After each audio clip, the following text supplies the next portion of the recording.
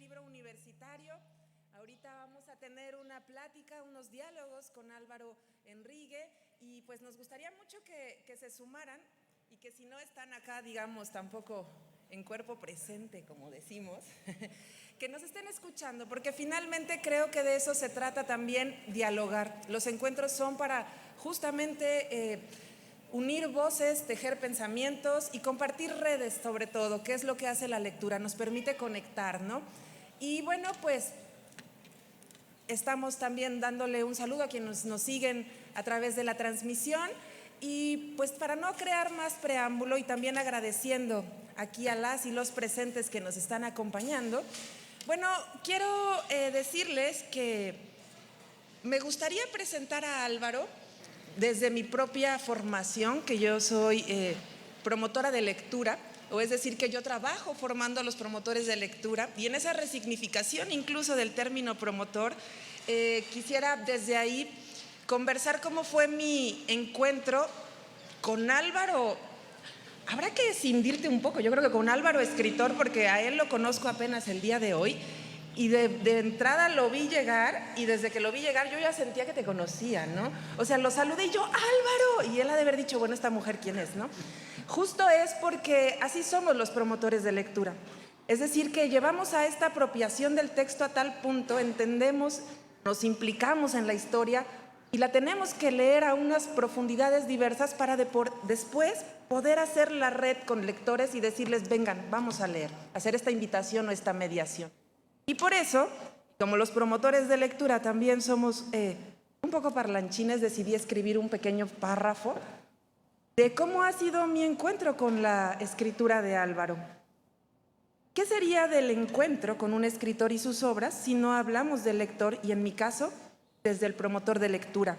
Desde esta perspectiva, saludo a Álvaro, primera vez que estamos tan cerca y siento que lo conozco, por lo menos a su yo escritor, el cual con finos hilos críticos va tejiendo una atmósfera seductora y desafiante en sus libros. Debo decirlo que, y te lo voy a decir como con total honestidad, hay momentos en los que decía, bueno, o sea, uno se va como implicando tanto en la historia que vas como teniendo estas neuronas espejo, ¿no? Como al 100, y yo decía, ¿pero por qué esto?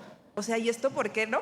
Porque al final eso es lo que hacemos, dialogamos con el texto y a través del texto pues cuestionamos incluso también un poco como las historias, ¿no? A mí me parece que estos libros que él escribe, su forma de escribir está plagada de detalles, eres muy cuidadoso y lo dices en tus entrevistas, muy pulcro con el cuidado de la historia, y tan pulcro es con el cuidado de la historia que puedes engañarnos, ¿no? O sea, nos engañas un poco porque decía, esto es cierto, y luego me quería como ir ya saben, a buscarlo, ¿no? Como en las fuentes históricas, y después me topo con una entrevista en donde decías que incluso tú entrabas a los wikis a meterle mano, y yo decía, qué buen escritor. O sea, la atmósfera en donde él mete mano en el wiki porque sabe que yo, lector, voy a ir a buscar ahí y me voy a topar con eso. Entonces se agradece ese cuidado también, y al final este juego que tienes con nosotros también como lectores de ir y venir, ¿no? Como en el ping-pong en tu libro también. Creo que siempre que lo leo me siento como un poco observada desde las orillas de su texto, sin saber a ciencia cierta qué de lo que me cuenta es cierto para la historia, o cierto para la cultura, o cierto para mí. Y me siento observada por él, por sus palabras, que como bien lo expresa y lo cito, soy escritor. Las palabras me importan. Me parece que, además de significar y señalar, invocan. Todo, hasta la ortografía, sirve al relato. Y aquí está bueno porque también lo vamos a conversar ahora con él en su parte de docente, ¿no? Cómo los docentes también justo tenemos por ahí que seducir, y lo digo de la forma más respetuosa, pero también de la forma más provocadora, a los estudiantes finalmente, ¿no? Y de ahí que justo creo que lo leo, por supuesto, me leo en esas palabras que también comienzan a importarme. Cuando uno empieza a implicarse en la lectura de un libro, es como hacer ahí un intersticio en la realidad también y poder como poder hacer que nos importe lo que estamos leyendo. Y ahí es donde voy a dejar, y con esto le voy a ceder ya la palabra a Álvaro, y donde dejo un poco la invitación para el día de hoy, Un poco digo porque al final podemos tomar la palabra y hacer el uso que queramos de ella, pero creo que es importante que si todo el tiempo estamos leyéndonos, porque ustedes ahora ya nos están leyendo, ya nos fotografiaron, nos leyeron nuestras posturas, cómo venimos y todo. Justo lo que va a suceder aquí, el diálogo que tengamos, nos gustaría también que trascendiera para allá, para ustedes, y que ustedes nos pudieran compartir ya no solamente lo que hemos leído o no de Álvaro, si es que en un futuro lo leeremos o no, sino justo cómo podemos ir hilvanando todas las lecturas de un momento como este, en este evento, y de lo que nosotros les vamos conversando. Si hay algo que les resuena, es momento de levantar la mano e interrumpirnos y sumarse al diálogo, ¿no? Porque creo que, bueno, estos escenarios no nos ayudan mucho, Álvaro, pero creo que pues somos personas compartiendo con personas que también se ponen nerviosas, que también no, o sea, todo el tiempo. Entonces creo que eso es importante. Y como preámbulo ya fue suficiente, creo importante entonces ahora que, Álvaro, el día de hoy, cómo amaneciste y cómo te sientas, nos puedas contar un poquito algo sobre ti, ¿no? Algo que yo no pueda descargar de un wiki que tal vez esté como truqueado, pero que sea algo que nos quieras dejar aquí en Jalapa el día de hoy, ¿no? Es que me interesa más todo lo que estabas diciendo. Pues retomémoslo antes. de por ahí. Sí, Va. sí, es esto que decías de la tentación de googlear mientras estás leyendo. Me parece que ese es un punto a partir del cual se puede construir. Siempre empiezo muy lento, pero luego agarro vapor, no se me desesperen. Y es decir, a partir de, como todo el mundo, creo, y esto creo que conecta exactamente con lo que haces, desde que me dijiste lo que hacías, estoy dando vueltas. A partir de cierto momento, como escritor, a mí me pareció,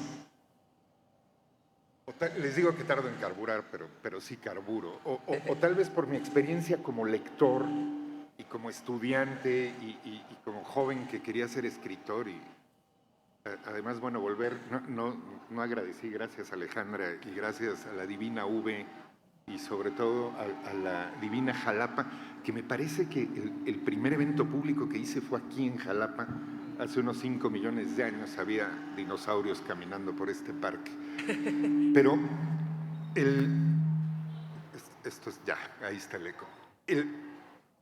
O sea, el punto es, tal vez porque me formé más en la órbita, esto suena aburrido, pero al final va a encajar, en la órbita, digamos, como de José Agustín, de los escritores de la onda.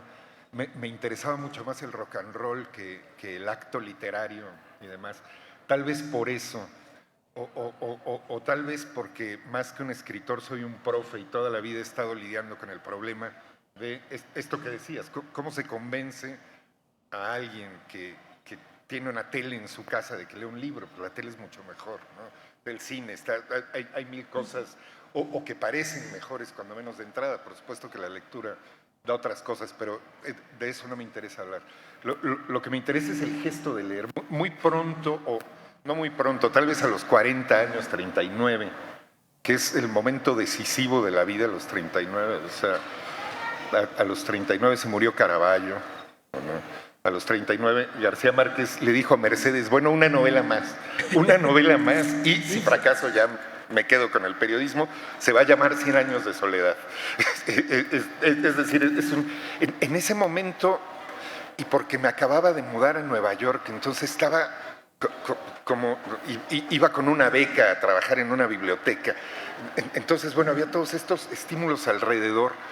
Y compré por primera vez en ese periodo, tuve por primera vez uno de estos teléfonos que nunca había tenido. Y entonces me di cuenta mientras trabajaba en la biblioteca de que mientras estaba leyendo en ese ambiente, pues en realidad insoportablemente tenso y físicamente demandante, que es leer en una biblioteca, estar sentado en una silla, la espalda te duele, la demás, que sostener la atención en el mundo contemporáneo es difícil, ¿no? Entonces, bueno, empecé, cuando estaba trabajando en Muerte Súbita, a pensar en escribir una novela para un lector que fuera como yo, y no como la fantasía decimonónica del señor con pipa y pantuflas en un sillón en su sala, ¿no? Entonces, no, tranquila. Entonces empecé a trabajar pensando en escribir una novela para alguien que como tú está viendo la novela y el teléfono celular al mismo tiempo, porque eso es exactamente lo que yo hago. Cuando hagan sus preguntas yo voy a estar viendo mi celular y no los voy a estar ignorando. Voy a estar haciendo esa cosa múltiple que hacemos los pasajeros de la modernidad. Entonces, bueno, sí, antes para escribir una novela como las que yo escribo, necesitabas escribir una novela de 800 páginas porque se necesitaba generar contextos enormes, ¿no? En Muerte Súbita, uno de los personajes principales es este artista Caravaggio, ¿no? Y era como, o sea, ¿qué haces, no? Una novela ilustrada con cuadros. La verdad es que no, porque tenemos el teléfono. Entonces, yo sé que como escritor, en cuanto menciono un cuadro, si le interesa a una lectora, lo va a buscar y lo va a ver en su teléfono. Total. Entonces, bueno, me parece que el acto de leer se ha modificado sustancialmente. Seguro para mal, seguro no nos podemos concentrar tanto como antes. O sea, todo eso que dice la gente que me aburre mucho, sin duda tiene razón, pero al mismo tiempo es irremediable.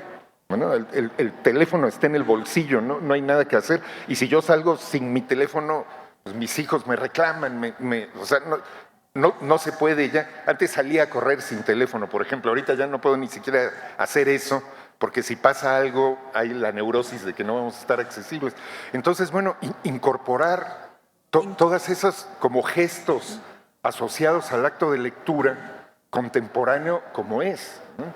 Claro. Eso a mí, bueno, me ha permitido trabajar como con archivos muy densos, pero ese es otro tema. Esto que dices entonces, bueno, es algo que he pensado mucho y en lo que he trabajado muy seriamente. Claro, porque al final uno puede escribir una novela, ¿no? Pienso, y tú también lo comentabas, porque justo en mi búsqueda también fui ahora hasta APA nos lo dice, ¿no? Hasta la Asociación de Psicología dice que no tengamos que discriminar ninguna fuente, ¿no? Que como un TikTok vale también un YouTube y todo. Entonces, cuando yo empecé a leer a Álvaro, yo estaba todavía en la universidad. Empecé como a leerte desde otra perspectiva, en otro momento. Y ahora, cuando me toca otra vez encontrarme en el camino con sus textos, pues ya mi lectura complementaria para entenderlo a él y decir, pero ¿por qué es tan puntilloso en todas sus fechas y sus nombres, ¿no? Yo llegaba al momento en el que estaba leyendo justo este libro, Tu sueño, Imperios han sido, y me regresaba y estaba hasta despeinada porque para mí la historia en la escuela fue tan compleja, ¿no? Y que justo ahora decía, bueno, me voy a ir a ver esta entrevista y le ponía pausa al libro, literal, y me iba a ver una entrevista en donde él decía o explicaba algo, ¿no? Algo que además abonaba al entendimiento distinto de su obra, pero era como una forma también mía de acercarme a él. Y por cierto, yo sí conozco un Axayácat. ¿Sí conoces una Axayácat? Sí, de hecho es un maestro que se acaba de titular de doctorado, le mando muchos saludos al maestro Axa. Cuando te leí dije, ¿cómo así? Pues si yo sí conozco a Axa, fíjense cómo estuve en diálogo con él. Y eso es lo que nos pasa con los libros, dialogamos. ¿No les ha ocurrido a ustedes un poco que nos enojamos? Bueno, depende del tipo de lectura. Decía Casani que hay por lo menos 3 tipos de lectura, ¿no? La que es sobre las líneas, entre las líneas, o la que todos deseamos y aspiramos, que es tras las líneas, ¿no? Que nos lleva hasta por quién sabe dónde. Y ahí es donde mi pregunta sería, y esta pregunta creo que como vamos así en orden y en desorden y como que solamente vamos haciendo esta plática, yo desde que estuve viendo estas entrevistas, estuve leyéndote, pensaba, ¿y esta parte de docente? Porque al final yo soy docente también. Yo genero estrategias para que de alguna manera, sí, lean los jóvenes o lean los niños, pero que ya no lean como me enseñaron a leer a mí, ¿no? Como en ese tipo de suerte de que la lectura con sangre entra, sino yo decía, ¿qué será que Álvaro al principio de sus cursos ponga como bibliografía sus libros? No. Ya, No, por ejemplo, todo, ¿por qué no? No. A ver, empecemos por ahí, para dejarle, ¿qué pasa como en un día de aula en las clases de Álvaro, ¿no? No, somos, bueno, yo me percibo como personas distintas. Bien. O sea, la mayor parte de mi vida, además, sucede como un modesto profesor de literatura del siglo XVII, ¿no? O sea, lo que hago, soy una persona que en la mañana, ya no hago sándwiches porque mis hijos ya son grandes, Ya. pero igual pues me despierto antes que nadie, preparo el café, los desayunos, que ahora ya son estas barras horrendas de proteína, todo mal en el mundo contemporáneo. Pero bueno, hago eso y luego me voy a la universidad y doy unas clases, ¿no? Bueno, doy clases solo 2 veces a la semana, así que los otros días puedo escribir. Pero yo me percibo a mí mismo mucho más como un profesor que como un escritor. Cuando hago estas cosas, siempre me siento pues como un impostor, ¿no? Claro, Yo creo el que síndrome del impostor que a muchos nos ha pasado yo creo que todo es el un tiempo. síndrome normal, ¿no? Yo creo que es un síndrome normal. Me interesaba lo que decías sobre los detalles y asociarlo con la lectura detrás de las líneas y entre líneas. Lo de los detalles como la construcción, pero o sea, estoy hablando como si estuviéramos, es tu culpa, como si estuviéramos en un seminario de posgrado, pero para construir una novela. No. Vamos por todos lados, vamos como... Ajá. O sea, el problema con las novelas es que no son verdad, ¿no? ¿Será que no son verdad? No solo no son verdad, son cadenas de letras, ¿no? Borges contaba una historia muy linda, que era que cuando su padre todavía no se volvía ciego y leía, y él era niño, veía al papá leyendo en el sillón, él sí, un lector como del siglo XIX, hay un viejo con lentes leyendo, y contaba que cuando su papá se iba a dormir, él se acercaba al libro y lo sacudía y lo volvía a poner en el mismo lugar para que al día siguiente su papá abriera el libro y hubiera otra historia ahí adentro. ¿No? La metáfora es linda. Es decir, con lo que trabaja una escritora es literalmente cadenas de letras, ¿no? Eso genera palabras que significan cosas. Es difícil convencer a alguien, me parece, ¿no? que tuvo la cortesía y el acto casi suicida de leer tu libro. No, hay que ofrecerle algo, digamos, ¿no? Y ese algo tiene que ver con convencer a una persona de que lo que está leyendo, que sucede en algún lugar del cerebro, tiene un cierto grado de realidad. Yo no creo, como en el siglo XIX, que cuando yo leo una novela suspendo mi credibilidad. Yo cuando estoy leyendo una novela o cuando estoy en el cine o en el teatro, estoy consciente de que estoy en el cine, en el teatro o leyendo, no me siento ahí, no huele a pólvora alrededor mío, ¿no? Está muy claro que son solamente una bola de palabras. Entonces, bueno, trabajo con estos archivos históricos con un detalle tremendo, porque eso le da legitimidad a lo que estoy contando como creíble, ¿no? Hace creíble la serie de burradas que tengo que decir, que son lo que puedo decir, ¿no? O sea, me parece que los libros sí se tratan de cosas, me parece que las novelas sí discuten ideas de cómo funciona el mundo, me parece que siempre son documentos políticos, por ejemplo, me parece que siempre implican una postura y también me parece que cuando alguien dice que es un escritor apolítico, más bien es un escritor de derecha. No existe la escritura. Si has visto las entrevistas, ya has oído esto 18 millones de veces y me disculpo contigo, pero si uno de ustedes me enseña su lista del súper que escribieron, yo puedo saber por quién votaron, ¿no? O sea, si los jitomates son orgánicos, pues votaste izquierda, punto. El acto de escribir es siempre un acto político. Siempre todas nuestras agendas están ahí. Y creo que leemos novelas para entender visiones del mundo que tienen que ver con la política, que tienen que ver con cómo administramos nuestro cuerpo, que tienen que ver con todas esas cosas. Entonces, el vehículo que yo he encontrado que puedo usar mejor es ese, ¿no? Es decir, si describo con un detalle bárbaro las sandalias de Moctezuma, la gente me va a creer cuando digo que a Moctezuma le gustaba escuchar a una banda de glam inglés de los años 60 que se llamaba T-Rex, ¿no? Ya compraste el texto. Y no es que espero que nadie crea nada, pero cuando menos el contexto dice que te autoriza a seguir leyendo, ¿no? Eso es. A mí sí me preocupan los lectores, pues yo sé que hay posturas distintas frente a la literatura y hay escritores que tienen la libertad maravillosa de no pensar en quien lee. Yo siempre... No se trata de hacer terapia, así que no lo voy a decir, pero siempre he tratado, siempre pienso en cómo va a leer una persona la novela y siempre pienso en tener la cortesía de que la novela sea legible, ¿no? Claro, de por que cuente una supuesto. historia, Que además eso se me figura un acto democrático, que logremos hacer que esa información llegue, ¿no? A cualquier persona que de pronto pueda tener un interés, también pueda...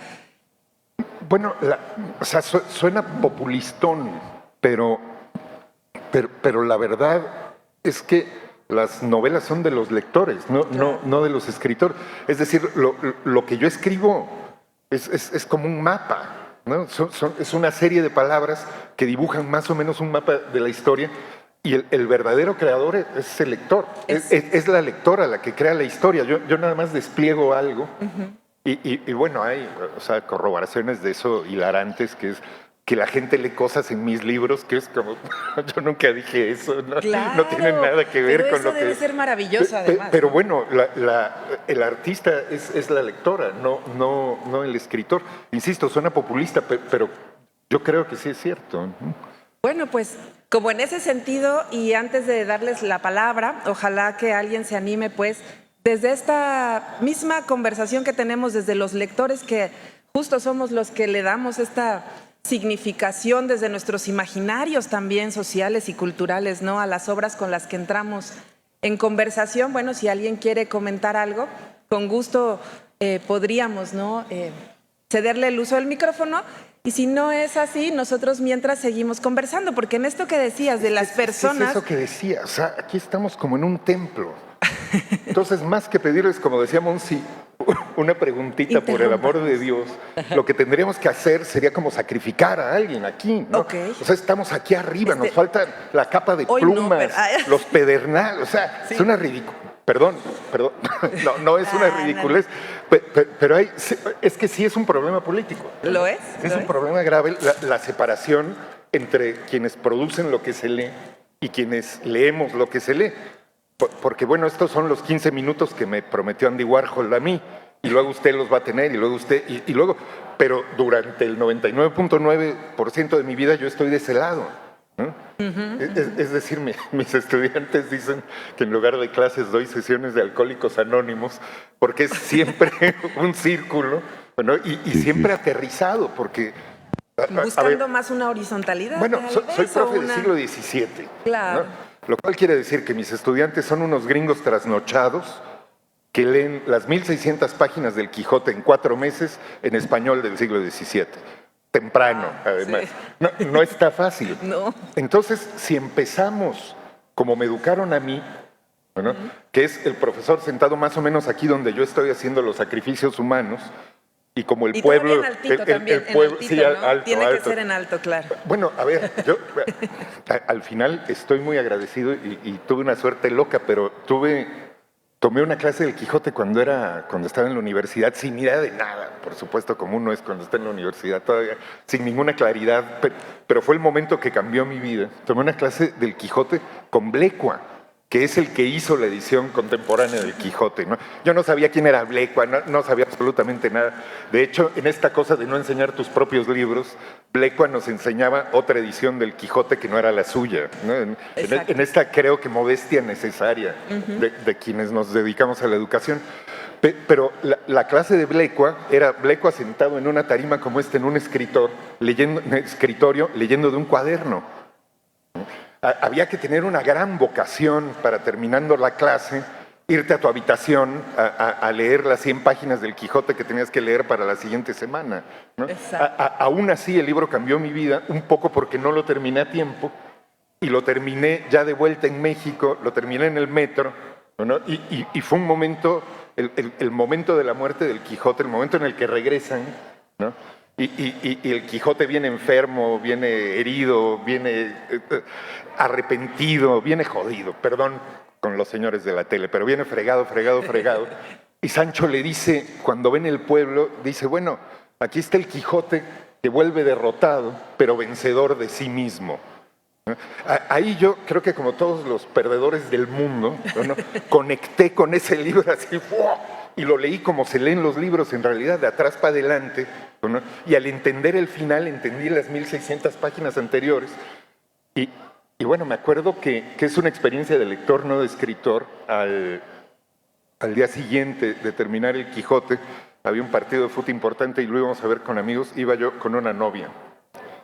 Y entonces íbamos, no sé si conocen el DF, este amigo vivía en la calle de Providencia, que es una calle bastante chiquita. Y de un lado de la calle de Providencia iba con la novia y del otro lado estaba la casa de mi amigo.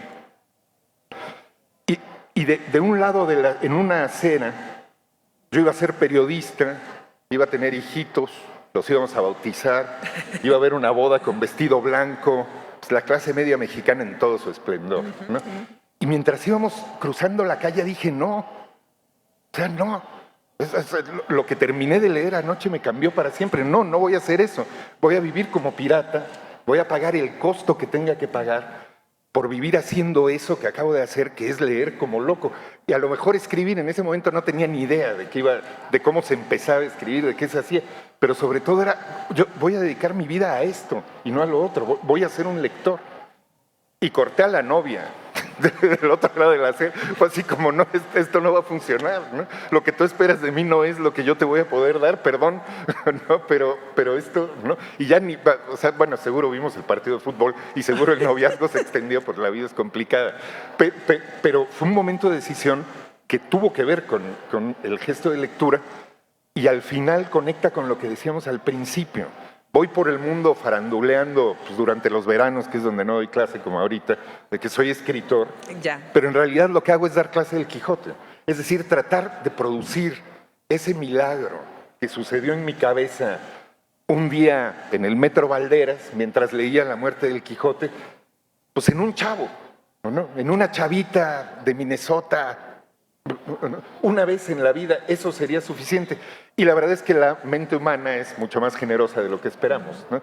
Es decir, de los grupos reducidos de estudiantes que tengo, siempre hay los que lo leen. Y me acuerdo una que un día me dijo, profe, tiene usted razón, renuncié a mi trabajo. Y le dije, no renuncies, no, quédate con tu trabajo, tienes que pagar la universidad, ¿no? Y le dije, ¿cuál era tu trabajo? Y me dijo, policía.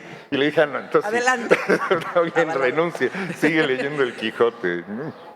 Claro, porque creo que sí, el acto de lectura justo, ¿no? O de cualquiera de las tecnologías escriturales también, ¿no? Es un acto un poco también de intimar, porque al final estamos guardando un diálogo íntimo, a veces mental. Yo recuerdo mucho a mi hijo, que por ahí está, cuando me dijo, mamá, estaba muy pequeñito, y yo leía mucho con él en voz alta, ¿no? Y él ya empezaba como a reconocer las letras y empezaba a leer, y un día me dijo, mamá, pasó algo. Y le digo, ¿qué? Y me dijo, puedo leer en la mente. Le digo, ¿cómo así? Y me dice, no uso la voz, mamá. Ese paso de lectura mental también es muy interesante, ¿no? Porque ahí adentro en la mente suceden muchas cosas y yo, ya me disculparás y bueno, digo también... Pero te voy a interrumpir, es mi trabajo, perdón. Interrúmpeme, pues claro, estamos para platicar contigo. Profe, porque si no me sigo... hay un momento así, ¿no? Que es un momento descomunal en la historia de la humanidad, que es en las confesiones de San Agustín, que a mí me sigue pareciendo, ya con esto mato de hueva a todo el público, pero bueno, ni modo es a lo que me dedico. En las confesiones, perdón, de flojera, perdón. En las confesiones de San Agustín hay un momento en el que San Agustín todavía no se convierte, todavía es un ciudadano de Roma, pagano, tal, pero su mamá es cristiana, ¿no? Y está interesado en la doctrina de la madre. San Agustín había tenido una vida definitivamente no católica, ¿no? Estaba lleno de hijos, era un desorden de persona, no se casaba. Y entonces cuenta San Agustín que el momento en el que pensó, bueno, a lo mejor aquí en esto que dice mi mamá hay algo, es un día que San Agustín era africano, como saben, formaba parte, esta parte que niega la historia, ¿no? Que el Imperio Romano y sobre todo la mitad de nuestra cultura viene del norte de África y no solo del sur de Europa, es decir, que la salsa tenga la estructura de una tragedia griega. Claro.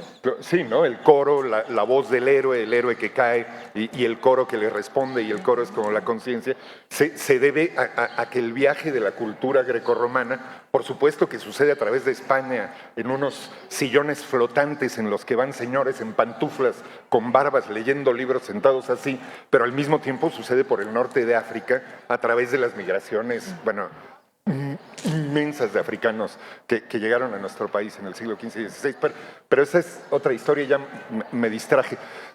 San Agustín está en una fuente como esa, no me acuerdo, supongo que nipona todavía, supongo que todavía no se mudaba, y ve a San Esteban leyendo, y San Esteban no solo no dice las palabras que lee, que era como se leía en la época de San Agustín, sino que no va siguiendo con el dedo los renglones. Y San Agustín joven ve eso y dice, bueno, esta gente tiene algo que enseñarme, ¿no? O sea, a mí que me gusta tanto leer, que la paso tan bien, aquí está este señor sentado en una fuente y como tu hijo, está leyendo con la mente y ni sigue, no sé si tomaron latín en la escuela, pero cuando aprendes latín y griego ya no me acuerdo. Lees como leía San Agustín, ¿no? Con el dedito, con el de dulce así, y diciendo las palabras, ¿no? San Agustín ve a San Esteban leyendo sin el dedo y sin palabras y dice, esto es un milagro, ¿no? Aquí hay algo. Y San Agustín era un hombre muy letrado, por supuesto, un amante de los libros, y decía, bueno, si esta gente puede hacer esto, esto es algo que me interesa. Y es a partir de ahí que empieza su lentísimo proceso de conversión. Siempre que cito a San Agustín, prefiero hacer, o sea, recuerdo un momento maravilloso de las confesiones en el que San Agustín, ya un poco más cerca de convertirse, dice, Dios, dame castidad, pero todavía no. Bueno. O sea, fue un proceso lento esa conversión. Bueno, pues estamos próximos a terminar este diálogo y me gustaría saber si alguien quiere compartir algo, si alguien quiere compartirnos, comentar algo.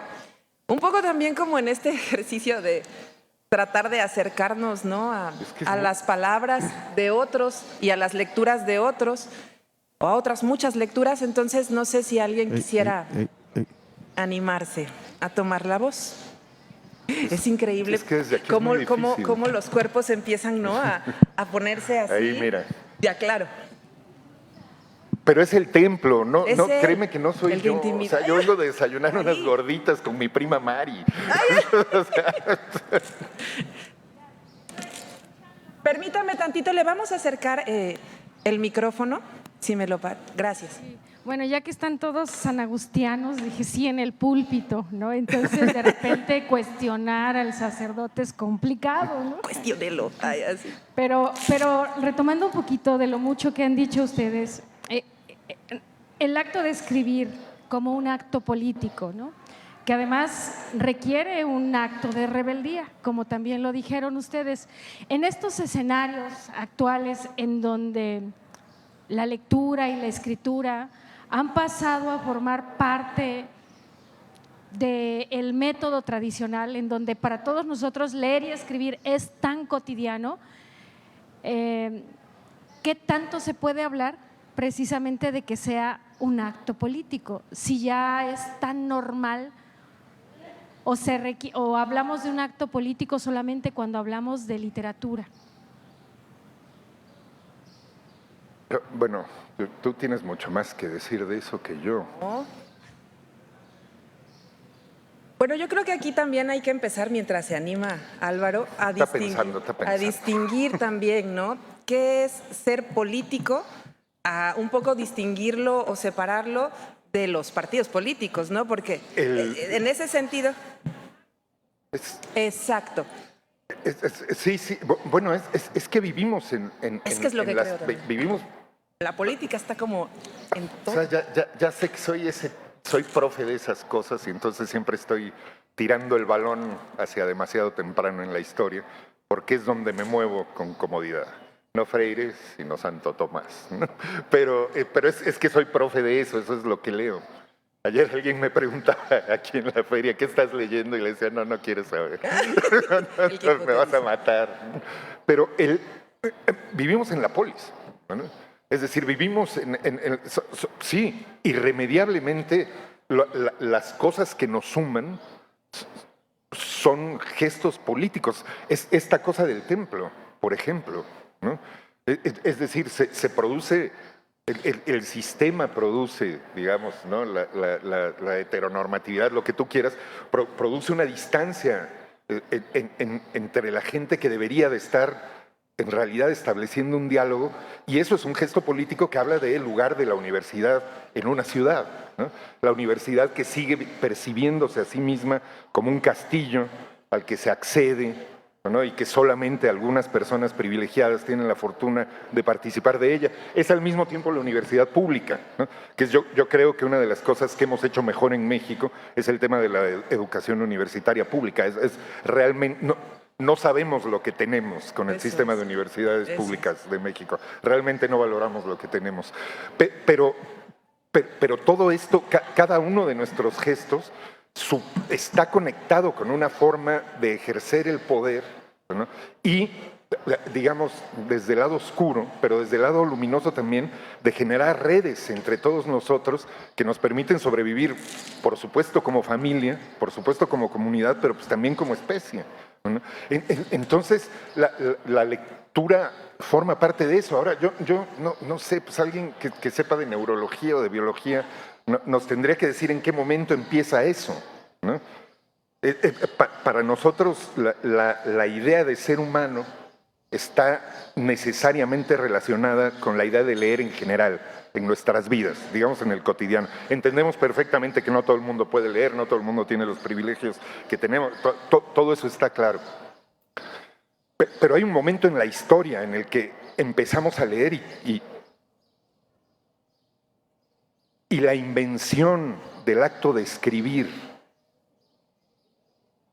es un Big Bang, ¿no? Es una explosión que modifica todo para siempre, ¿no? Pienso, por ejemplo, en los cantos de la Ilíada, ¿no? Durante más o menos 300 o 400 años, los griegos, que siempre era festivo en Grecia, no eran así como son ahora los españoles, que siempre es día de santo y nadie trabaja. En los festivales había personas que se aprendían de memoria los poemas, que los habían aprendido de sus padres, y decían el poema de este poeta al que llamamos Homero, ¿no? Entonces tú ibas, así como en la feria del libro, en los festivales había tienditas, y en cada tiendita se contaba un canto de la Ilíada, ¿no?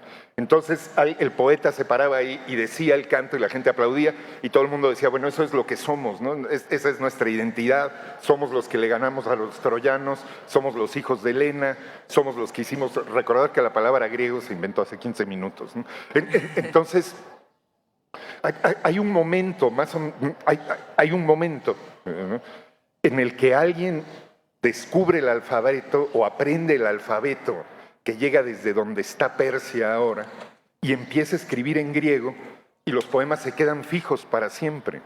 Más o menos en ese mismo momento hay un poema fenicio que está muy bueno, que viene de Mesopotamia, sobre cómo antes de que hubiera nada, el espíritu estaba sobre las aguas y entonces hubo una palabra y esa palabra generó el mundo, ¿no? Y dijo, hágase la luz, y se hizo, y luego los árboles, y luego las islas, y luego... Bla, bla, bla.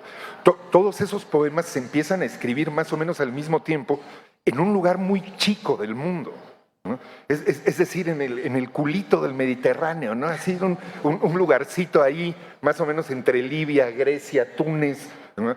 Y ese acto produce una explosión que nos sigue explicando a nosotros, ¿no? Como dijo usted, somos fundamentalmente lectores. O sea, ser humano implica hasta un punto muy grande leer cosas todos los días. Y esa lectura está asociada con nuestra vida política, que no tiene que ver, como dicen, con la vida partidista, sino con el hecho de quién tiene más poder en la casa, el hermano, la hermana, el papá, la mamá, quién va al súper, quién lava los platos, cómo los lava. Todo eso está regido por relaciones que terminan siendo políticas, ¿no? Claro, muchas gracias. Perdón Claro, y la además, longitud. bueno, no se preocupe. No te preocupes. Y además, bueno, pues con esto vamos a ir cerrando ya este diálogo. Nada más para terminar, decir que en estos tiempos, donde, como bien dice usted, hay mucho que leer y mucho que escribir y prácticamente todo el tiempo lo estamos haciendo, hay muchas otras formas también, ¿no?, de interactuar y muchas formas también de ser políticos. Un like a una publicación es también ser políticos, compartir una publicación, decidir no participar en algo, ¿no? El que ustedes estén aquí, de hecho, ya es una decisión también que tiene que ver con una perspectiva desde lo político. Entonces, la invitación queda a acercarse a los libros de Álvaro Enrigue y acercarnos como lectores ahora que somos, desde el hipertexto, desde todas estas nuevas fuentes. Animémonos pues a leer también desde el cuerpo, porque de algo que quiero, y con esto termino, es que tus libros están plagados de estas descripciones, ¿no?, corporales, y estas descripciones de sabores y sensaciones que nos permiten ir más allá, ¿no? Y bueno, me parece que ¿Puedo decir una ya cosita como para rapidísima cerrar, antes sí, de claro. que me echen, perdón, No, que tiene que ver con usted dijo un acto de rebeldía, ¿no? Escribir como un acto de rebeldía. Me parece que eso es muy importante. El hecho de estar aquí, pues es al final como que uno tendría que estar en el banco, ¿no? Eso. O en la escuela, Sí. o en la oficina, entonces, bueno, el trabajo, acto, en el por trabajo, supuesto. sí, el acto de leer y escribir tiene que ver, sí, con ese gesto, pues no sé si de rebeldía, pero sí de incomodidad frente a las cosas como son todos los días, ¿no? Incomodidad frente a la distribución del poder, incomodidad sobre cómo leemos la historia, que es más o menos mi trabajo, para relacionarlo con este detalle, Claro.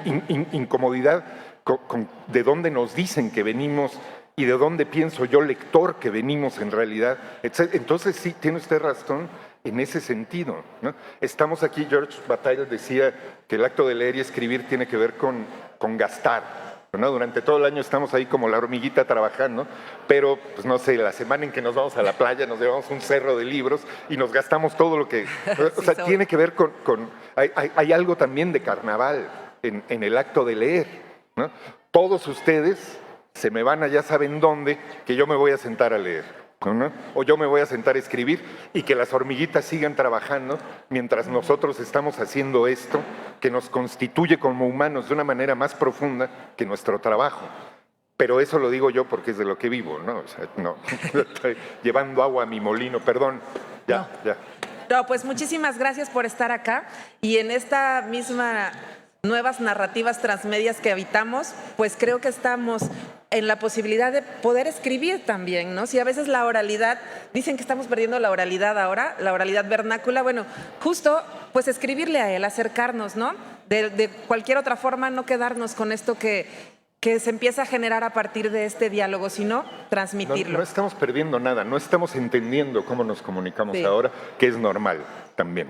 O sea, hay periodos en que las cosas cambian, no es lo mismo leer el periódico en papel que leerlo en un teléfono. Ya me voy, gracias, perdón. Muchísimas gracias. Muchas gracias. Vamos a darle un aplauso a Álvaro y le vamos a entregar su, pues sí, como buen acto también educativo, político, te vamos a dar tu reconocimiento. Muchas gracias y muchísimas gracias a ustedes. Y bueno...